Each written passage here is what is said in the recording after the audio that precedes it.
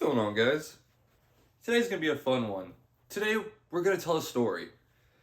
And this story is how Flesh and Blood almost failed, and the wild turbulent ride through what we call Fab 1.0.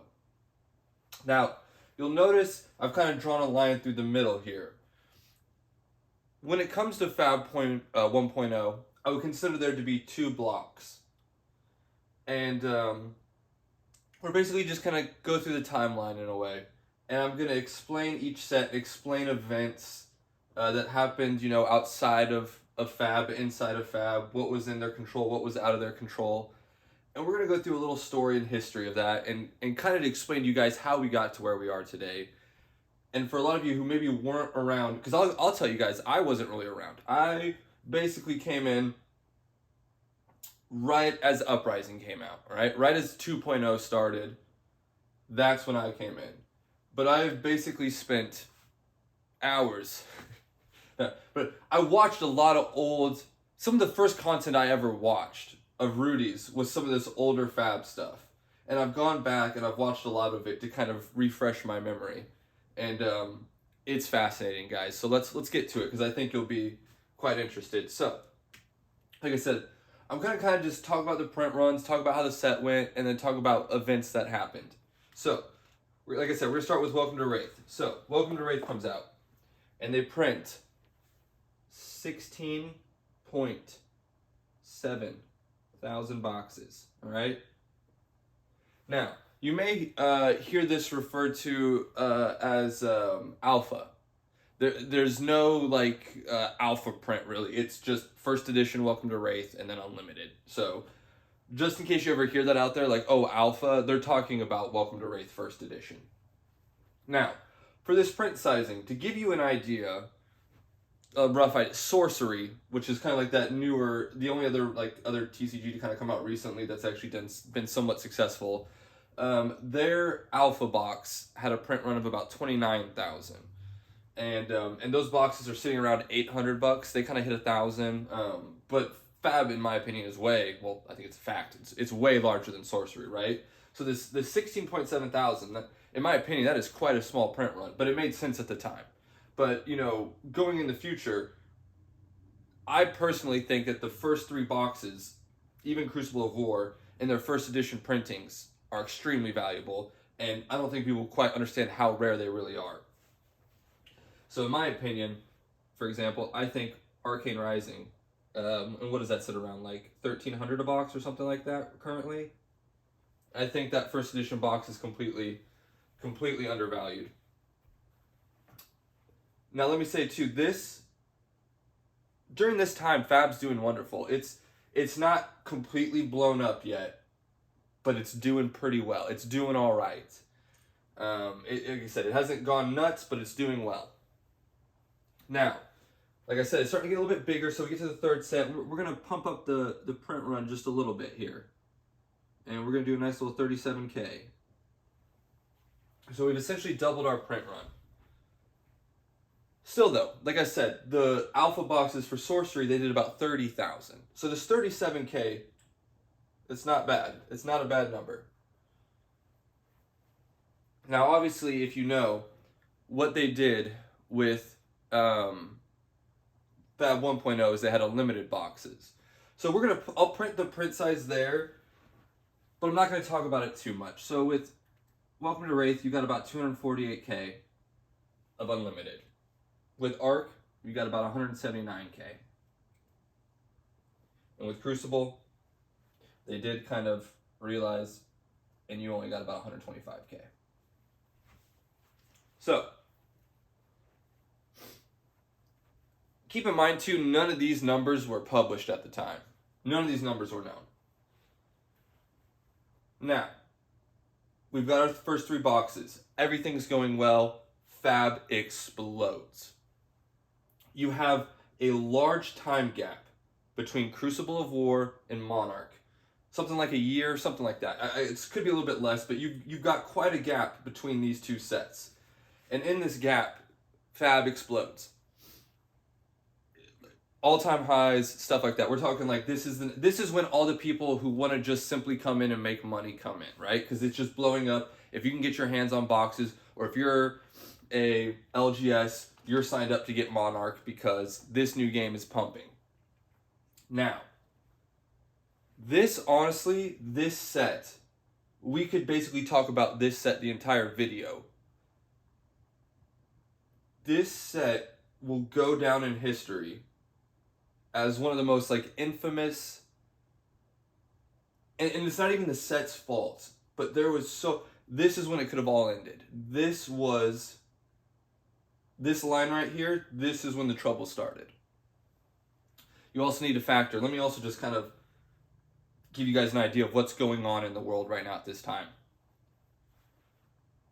This comes out right as COVID happens. You have the market exploding. The market goes through this little boom. Crypto, booming, right? We had this little explosion. The Logan, all that stuff's booming. What happens between Crucible and Monarch? The crypto crash. That is when all the free tendies, the PPP, all that free money came to an end. And reality slapped everyone in the face. But the problem was that there was more factors contributing behind the scenes for Flesh and Blood. So, and again, nobody had this number at the time. You have Monarch come out, and they've now jacked the print run to 125K.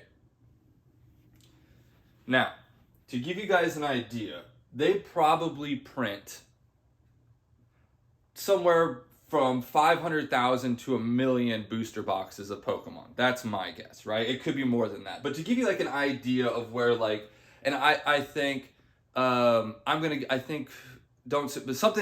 been data thrown around that they probably print anywhere from 200 to 300,000 Magic Collector booster boxes, all right? So, and probably on some sets closer to 400,000 or 500,000, like Kamigawa, some of those older sets. Okay, so to give you an idea, an insane jump, right? But in the realm of these bigger TCGs, it's not an insane amount, but it's too much for this. And you're almost doing 100K increase here. Now, what happens is distributors, stores, they sit on their boxes. They just kind of trickle the boxes out. There were people paying almost $700 a box for Monarch, first edition. That's right. This is real. There were people who paid $1,300 for 2 boxes of Monarch. Yeah. You can now get a case of first edition Monarch for less than $250. Now, they also went and printed 181,000 unlimited boxes. Monarch Unlimited it's useless. But again, this is where I stress. Should those boxes have ever been $700? No. Nowhere near that. But should they be $50 to $60? That's what you got to ask yourself, right? Should it really be worth that much though? Is that right? Or did the market freak out? So, let me just also shout out, there is a video. I could not find it. I hope it's been deleted for this guy's sake. But there was a video where it was like essentially Rudy interviewing a guy at like a card show that had gone like all in on Monarch. And it was just the most depressing video ever. The guy's girlfriend is like sitting over on a bench on just outside the shot. Or you can see her. And it's like, that this chick's gonna leave it. Like, that this he was probably telling her that they were gonna buy a house together and he was gonna get her the biggest and all this stuff. And he probably put their life savings and they lost everything. Everything. But can you blame who do you blame, right? It is, again, it is what it is. There's nothing that was completely out of James's hands. You had Channel Fireball I'd love to see your guys' financials. Maybe we could see it in Discovery. So, yeah.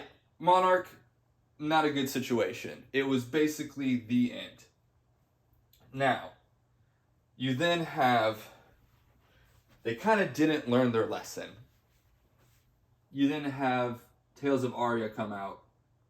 And this one's rough, guys. 208,000.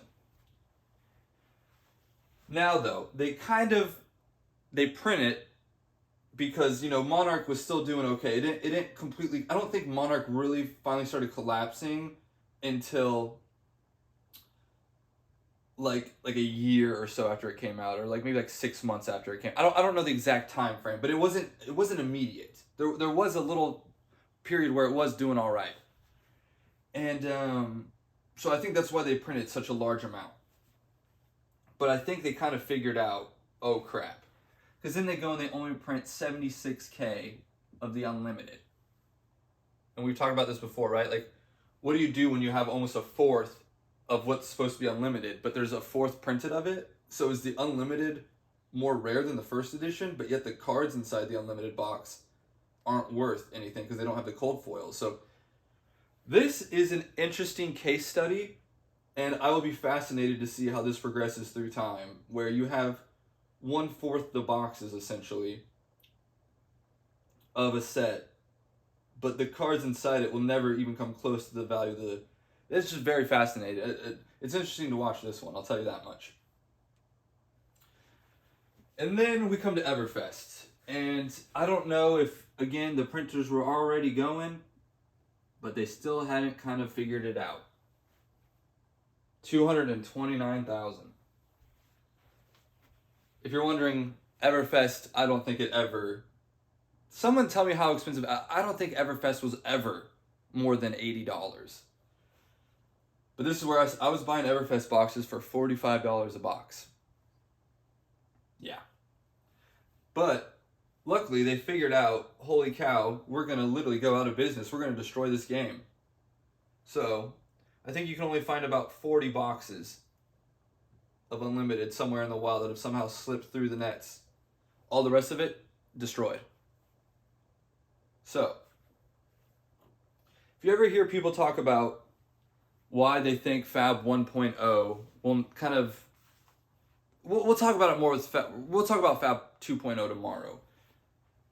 But basically, guys, right now, it's not looking good. It's pretty much over. They've got to make major changes. People have lost everything. But here's the point, too, I want to make.